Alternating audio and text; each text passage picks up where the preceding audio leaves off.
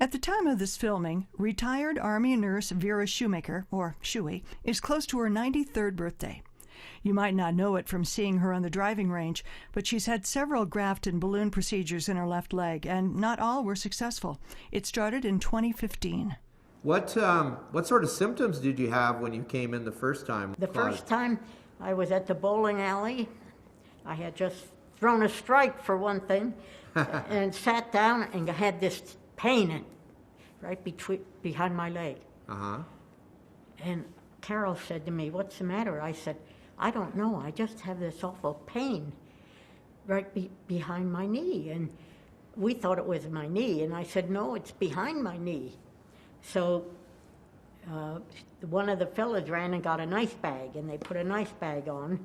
Mm-hmm. And I sat there for about 20 minutes. I didn't bowl anymore. I just sat there. And then the pain went away. Okay. So I got up and bowled. Uh-huh. Well, when we got home, my foot hurt. And I said, "Oh, there's something wrong with my foot." And then my big toe hurt. Okay. And I had a cut, or I had something on my big toe. I think I cut it when I was trimming my toenails. And it wouldn't heal. Mm-hmm.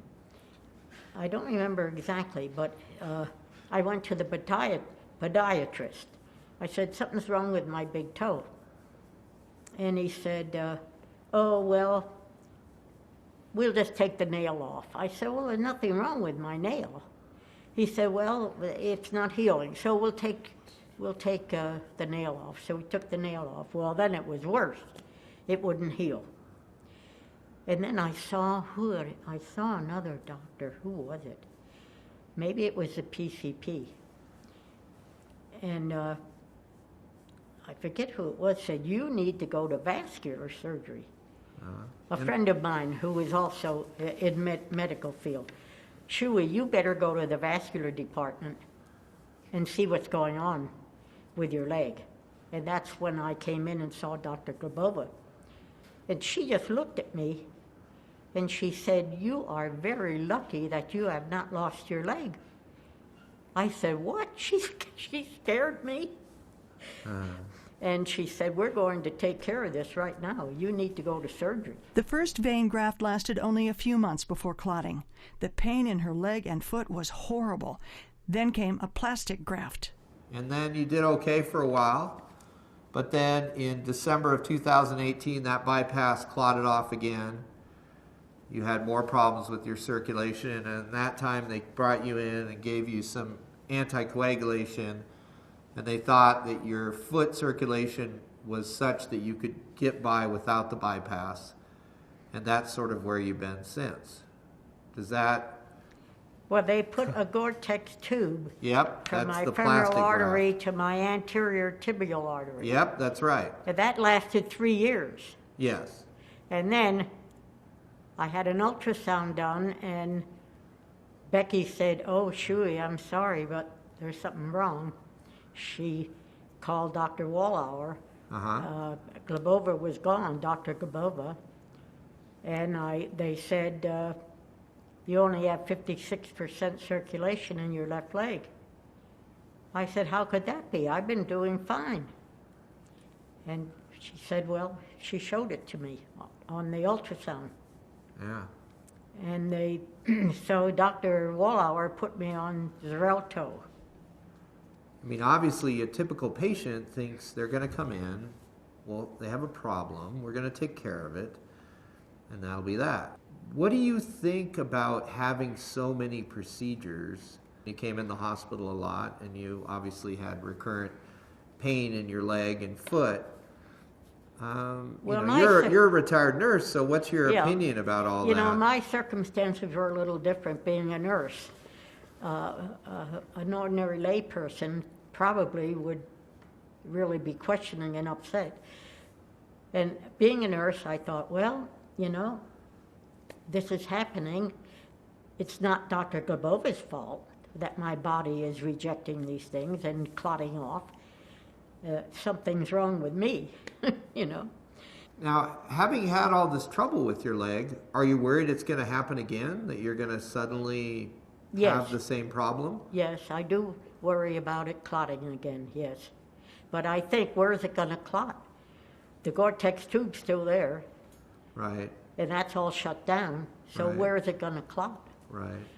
And with the Xarelto, I seem to be doing very well with 2.5 milligrams in the morning, 2.5 in the evening.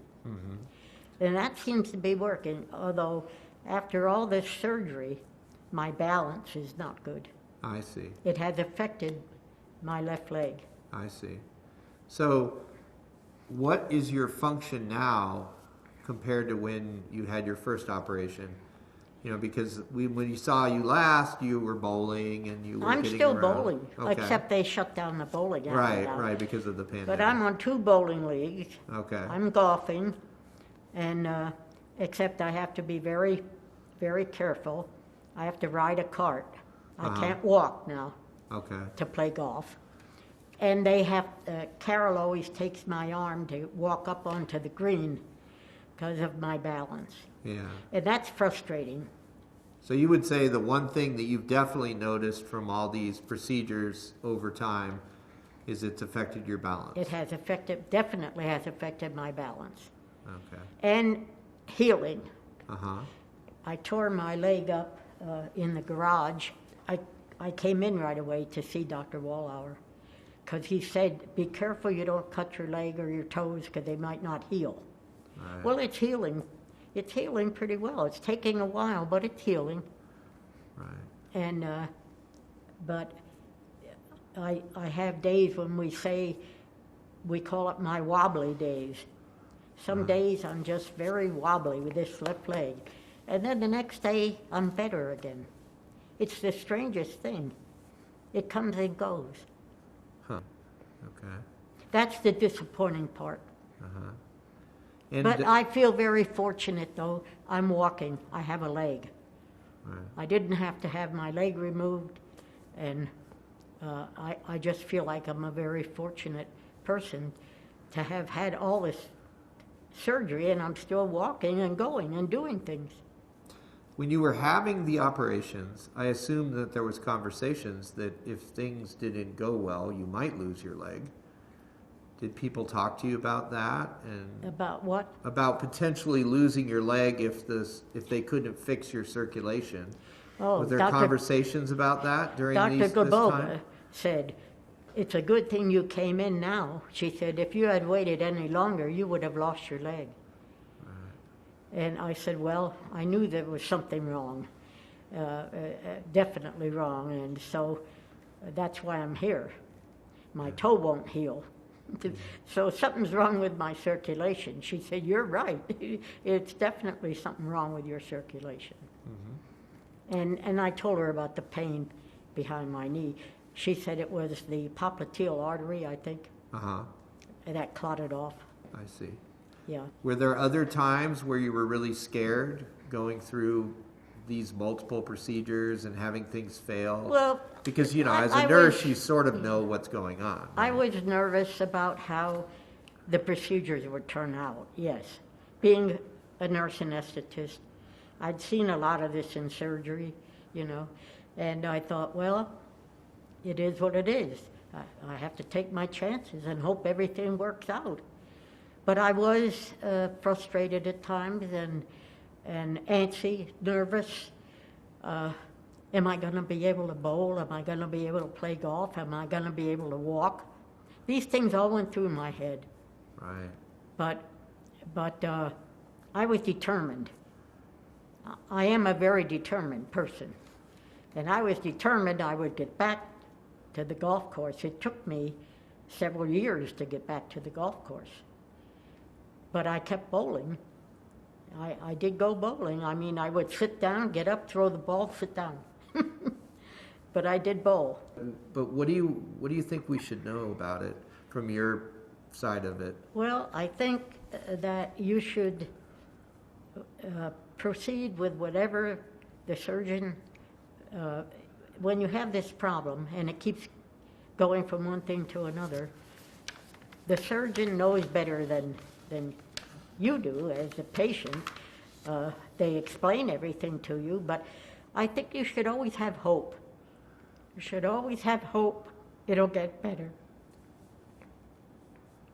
Even if you're having the third operation and the other two didn't work. I would have had 6 of them if she would have said I needed more. Okay. Because I think you need to go on. You can't give up. Right. Well, that's a theme, I think, when I've spoken with your experience with some of our other colleagues, that they all say the same thing. You're really tough. Well, you can't give up. You have to keep going. I want to live to 100. Yeah.